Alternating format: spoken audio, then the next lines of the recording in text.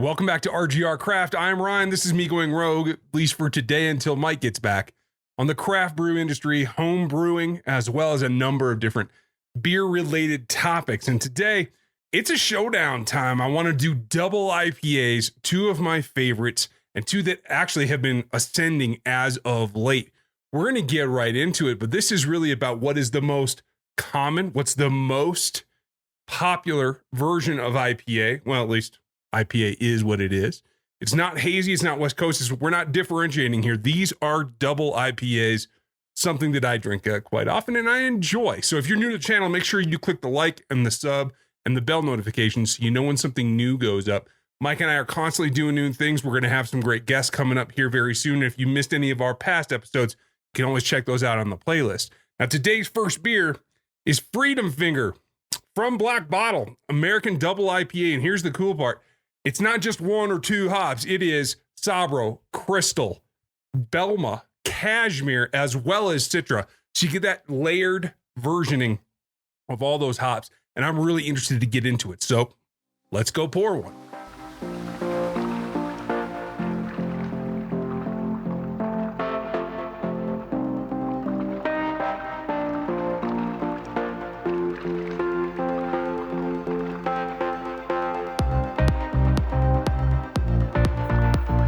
Now, as you saw, this is kind of a really nice pour.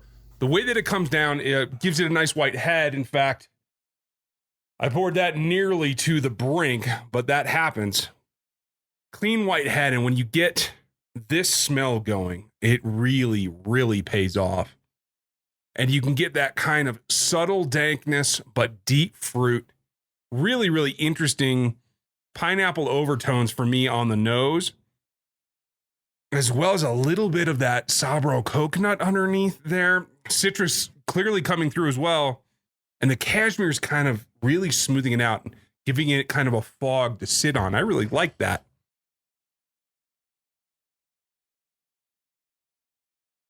Now, when you roll it around, you definitely get that thickness to it. The malt is definitely all over there. It's a nice golden, rounded, a little bit of toast in there, but not anything overwhelming. There's not a ton of caramel.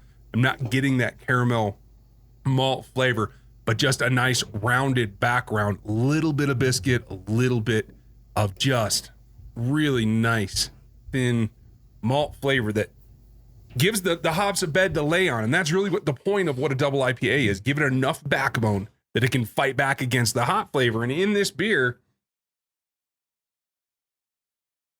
it takes quite a bit. This is really well rounded. Got a nice deep dark golden hue, as you saw in the pour. And that pour video also showed you that it's pretty well carbonated, and nucleation points in whatever glass we're using will help you get a little bit more. It's not quite as carbonated as I would like. There's a lot of aroma compounds here that you could be releasing. And you can see now, it's been maybe 2-3 minutes since this was poured, and we're starting to lose the head. They're still lacing on the sides, but we're not getting a truly disparate all the way across, like, thin layer of foam. I can see bare liquid at this point. And while that's super tasty, it's almost numbing to the point because there's so much hop matter going on. I think the cashmere, again, kind of fills in all the spaces. It lets the Sabro come out, and I get that what I feel is a little bit thicker of a density of the Sabro taste. I found that in some of the beers that I've made myself as well. That just sits on the palate a little bit more, even though the hop is there, the flavor's there. There's a touch of bitterness with it, but it just feels almost the oil factors are coming into there, and it sits on your palate a little bit. I like this, and this is something that I'll buy again. They're out of Fort Collins, and for Freedom Finger to be, what is it, 9.3%, and to come off like this, it's not cloying, it's not staying on my palate. I've got a little bit of the aromatics coming through as I breathe through my nose, through the palate, but it's not sitting there and it's not hammering it home. So I would say this is worth your time if you can get Black Bottle. It certainly is worth it. They're out of Fort Collins here in Colorado, and so Coloradans should be able to get it pretty easy. I know they're distributed a couple other places as well, so check those out. Coming up next, we got to get into another one that's kind of a different beast altogether. And now we're going to get into a beer that I've been waiting for a very, very long time. This one has me pretty excited, and it took a while for me to get it. This is a collaboration beer, Operation Co-Operation. And this is between Lupulin Brewing, see if we can make that focus, as well as Surly, both out of Minnesota, both breweries that make incredible IPA. Some of the best around the country, and you should be able to get one or both of them. Maybe not this particular collab beer, wherever you are. You should be able to find them. This is another double IPA. And this one's really interesting because it's got Citra, which is really, really popular, but it's also a big on Sultana, and that is the new Denali. Denali had to change its name through a legal battle about the name. There's Denali Brewing up in Alaska as well. A lot of pineapple flavors, a lot of particularly a hop that I brew with a lot because I really like it. As if you overdo it, say Whirlpool and dry hopping, you can get a lot of flavor out of it. But if you add something on top of it, something super bright, it's a really nice palate foundation for the hop layer. I really like Sultana, and this beer is one that I've been waiting on quite a bit. So I think we should go pour this.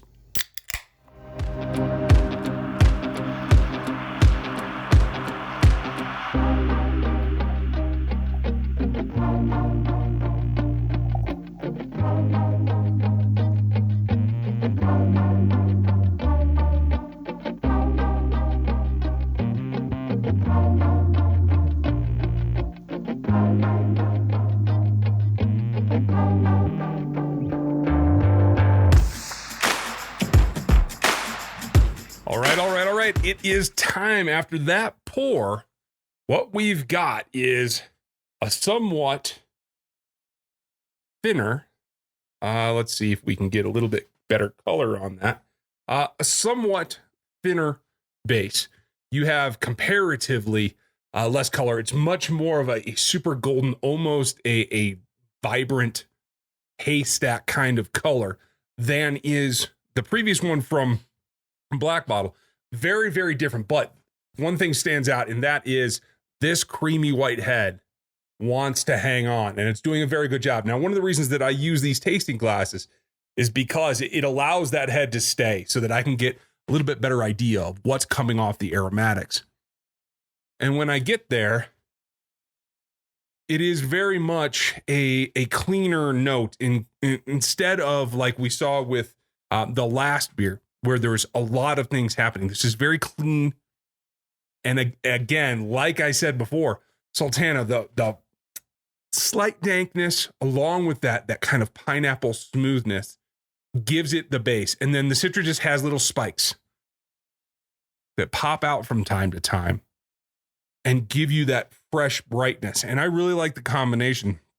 It's one that I haven't brewed with myself, but it is one that I do plan on working with.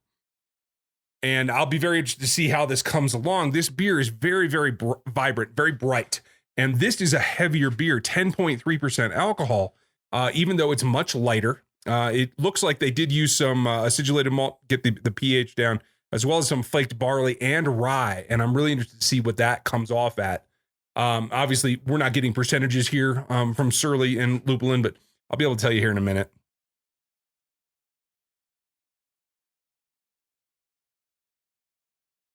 And very much a different animal in terms of the malt background. It is very much less of the true give it like a 2x4 to stand on kind of feel like we got from Black Bottle, which reminds me of some of the older true West Coast IPAs, although it didn't have the bitterness. This doesn't have a ton of heavy bitterness either. There's some Lotus hops in here as well, and I think that's, again, I'm not getting much of the Lotus out of here. Not a hop that you see used very often because I think that it does get lost amongst some of the others.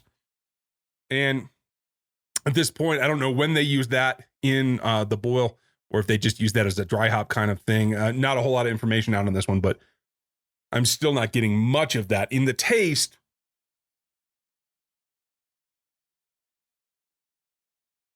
this is easier to drink, even though it's a heavier beer in terms of ABV than the Black Bottle is.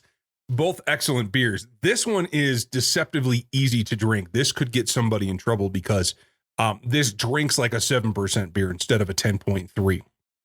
Now, I get a lot of that very clean, like fresh cut pineapple, luau kind of thing, along with the brighter lemon and really punch of citra tropicalness. This is really, really bright, easy to drink,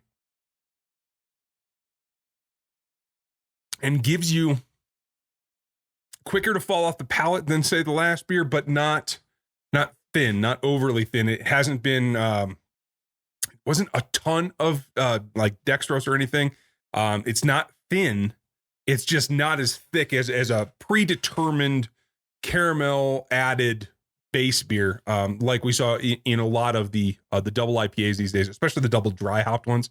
This is nice in that it's just sitting well, and I can't be surprised when it comes from these two breweries, Lupulin and Surly. And what they say here is that it fits the philosophy: make great beer and have fun. Give a damn about your community. Good for them. But this is very much clean and smooth, and I really, really like that.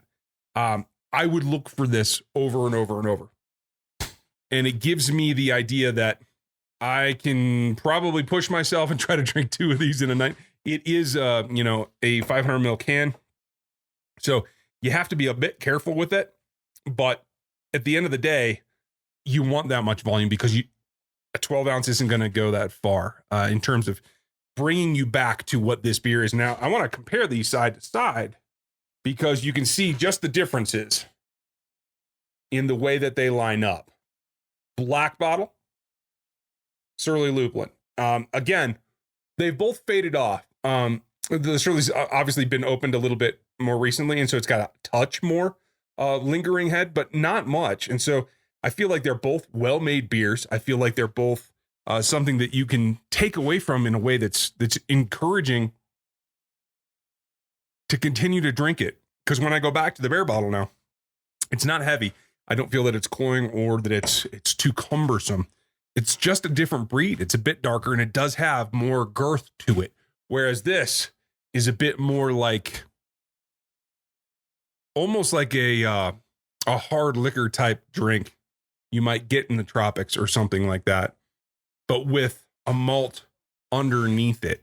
It's like a Caribbean kind of combination. I find it really enjoyable. I love both of these beers. I would buy both of them in a heartbeat, and I would encourage you to do the same. These are really at the apex of what IPA is today. Yes, there's the hazy craze. Black IPA is not dead, folks. I will have a show on that eventually as well, but it's not the optimum. It's not the most popular. It is something that comes in a little bit more unique spots. Not everyone's doing it, but double IPA, especially double dry hopped IPA, which I think we'll do a show on here coming up soon, is now the epitome of what the peak is. I think hazies are more accessible. I think it gets people into drinking beer, not a format or a style that I actually enjoy drinking myself, especially if it's not done super, super clean. So there's no vegetal taste at all. And I actually find that I can feel that more in the way it digests than just on the palate. So these two really are the examples of where IPA should be going.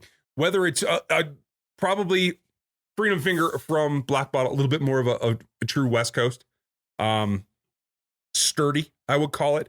Whereas this co-operation with Surly and Lupulin is just an agile athlete of a beer, moving around, very, very clean in the way that it presents its flavors, and quite frankly, not muddling them at all.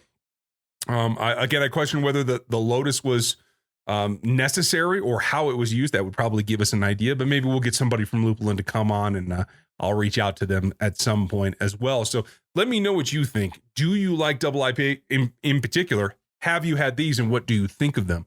I encourage you to check them out, especially this time of year. Enjoy some of these type of beers. I hope you guys dig this one. If you're not subbed, click the like and the bell and the sub notification. Subscribers around here are going to get some extra treats here pretty soon. as we expand outside of the world of beer. We're going to continue into the home brewing. We have plenty, Mike and I, on that, but we want to make sure that we cover the craft industry as well. And we're going to be touching into spirits here pretty quickly. So I hope that you guys are ready for that. Thanks for spending your time here. I appreciate it very much. This is RGR Craft. Hope you have a great night, and we'll talk to you next time.